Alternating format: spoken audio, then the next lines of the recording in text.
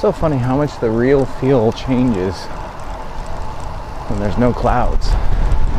So yesterday was the exact same temperature in the morning, but without the clouds being there, now it feels so much colder.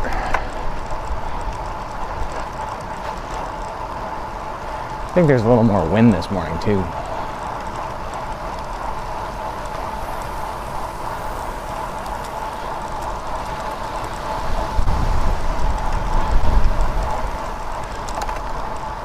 A little bit of a side breeze.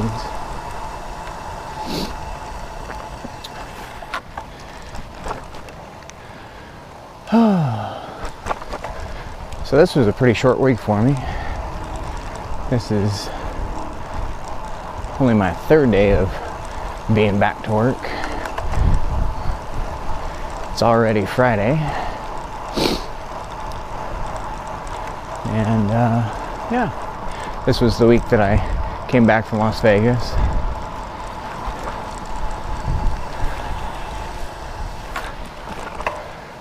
I can't say that 3-day work weeks are a terrible thing, that's for sure. I mean, technically I was working while I was in Vegas, right? But we all know who that, or how that goes.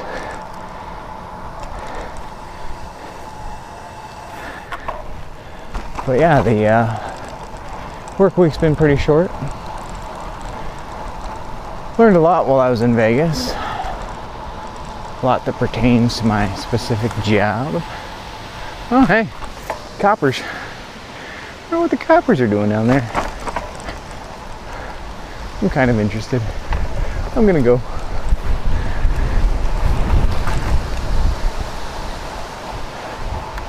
It's not very often you see the police here in Spanish Fork.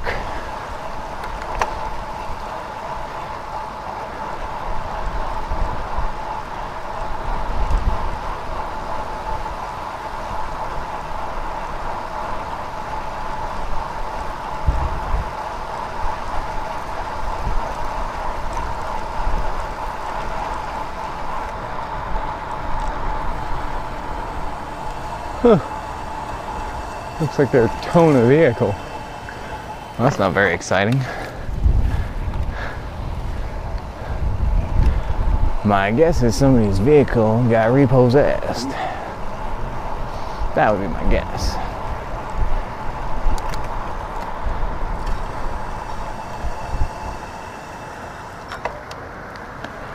So, not very cool.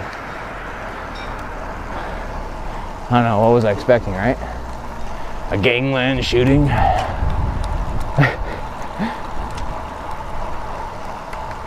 Anyway,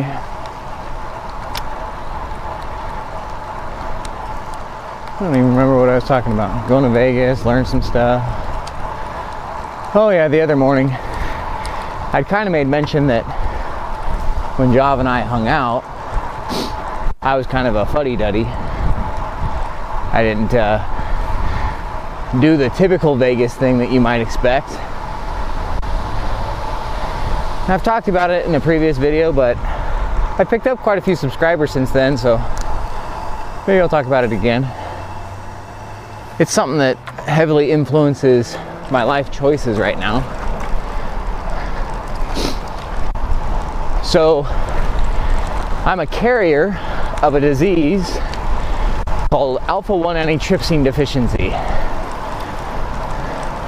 And essentially what alpha-1 does, or antitrypsin is made in your liver, and it is an enzyme that goes into your blood and finds its way to your lungs. And from there, it goes in and essentially coats your lungs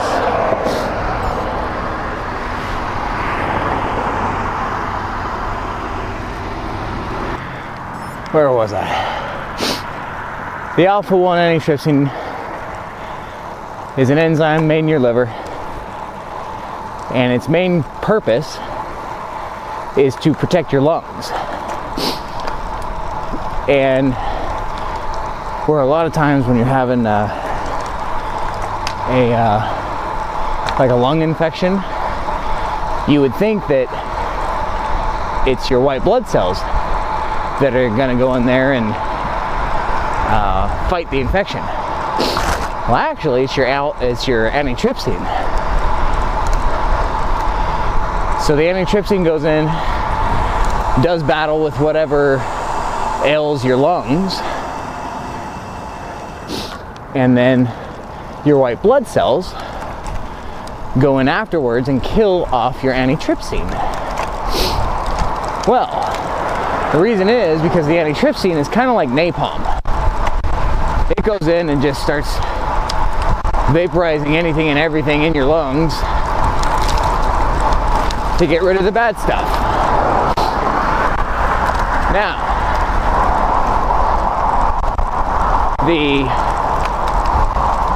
whole issue with the antitrypsin deficiency is you don't make any of this enzyme, or you make it, but it can't escape your liver. It's because the cellular structure of the liver has changed when you have the disease.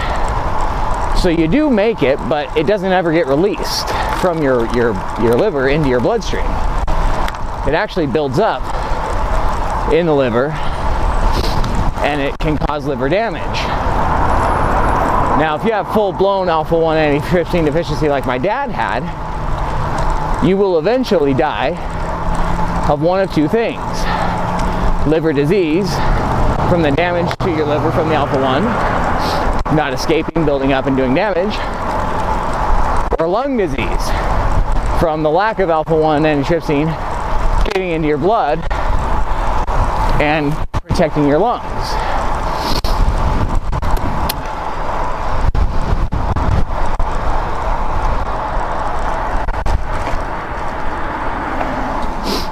Now, in my dad's case, because he was a smoker and exposed to different chemicals and stuff throughout his life because of his jobs, he had an accelerated amount of lung damage, and so that's what ended up getting him, was the loss of his ability to breathe. For me,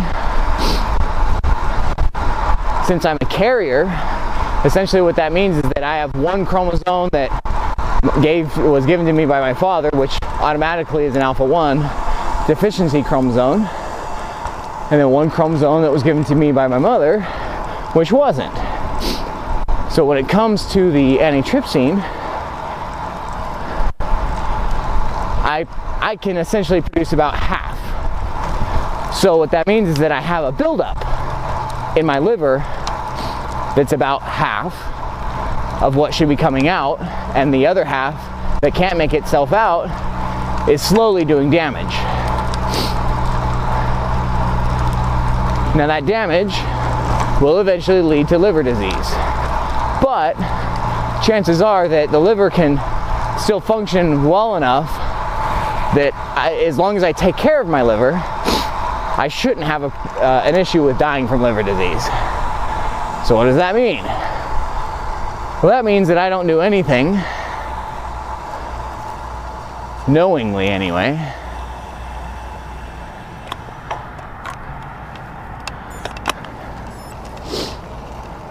to my liver.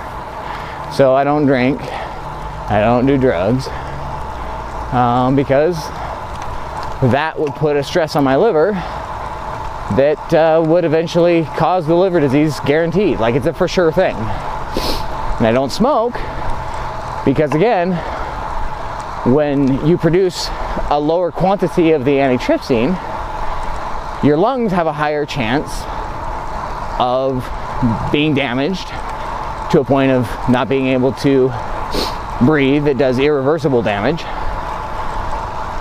And so I don't smoke or do anything like that that would do damage. Now, one thing I will say is, because I cycle, I am exposing myself to greater amounts of airborne pollution, and I am increasing my chances of some kind of a lung infection or lung disease. But I kind of look at it like this. I could be sedentary and sit in a house all day and die of obesity or heart disease, or I can be out here getting the exercise and take my chances with the lung disease. And I enjoy cycling enough that I'm gonna take my chances.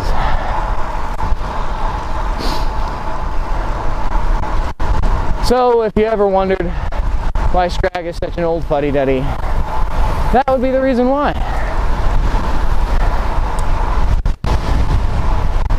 Anyway guys, already at work. Talk at you next time.